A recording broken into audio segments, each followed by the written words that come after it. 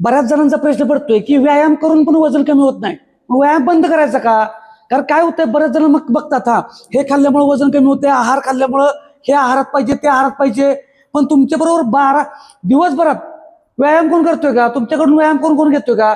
साधं गणित सांगतो, व्यायाम का करायचा आहे? आजारी पडायला नको. व्यायाम का करायचा आहे? मसल चांगले व्हावेत. व्यायाम का करायचा आहे? बॉडी टोन मध्ये राहावी. व्यायाम का करायचा आहे? दीर्घायुष्य व्हावं. एवढं साधं गणित आहे. वजन का कमी करायचं आहे? ह्याच कारणासाठी. पण ज्याचं वजन कमी आहे म्हणून त्याच्याकडे हे सगळे गुण असतील का? व्यायाम करायलाच पाहिजे.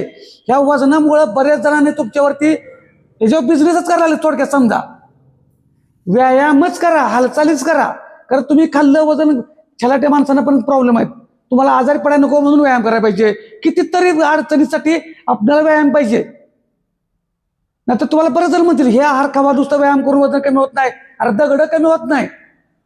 तुम्ही कुणाच्या नादाला लागू नका. किती जणांचं वजन जास्त आहे पण ते ऍक्टिव्ह असल्यामुळे त्यांना कितीतरी म्हणजे हलकं ते जगतात. कितीतरी लोक व्यायामाचं तुम्ही डोक्यात घ्या, व्यायामाचा प्रत्येकाला होतो. कारण व्यायाम एकमेव आहे की फुकट आहे.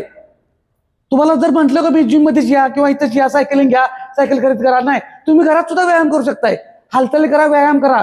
व्यायामाला कारण सांगायची नाहीत, व्यायामाला सुरुवात करा. 100% रिझल्ट येतोय. जे तुम्हाला वजन कमी करायचं आहे कशासाठी, त्याच्यासाठीच करायचं आहे, तर तो व्यायामातून सगळा प्रॉब्लेम सॉल्व्ह होतोय. वजन काट्यावर गेल्यावरती वजन बघितल्यावर सॉल्व्ह होत नाही. त्यामुळं लक्षात घ्या आणि आजपासून ऍक्शन सुरुवात घ्या. धन्यवाद.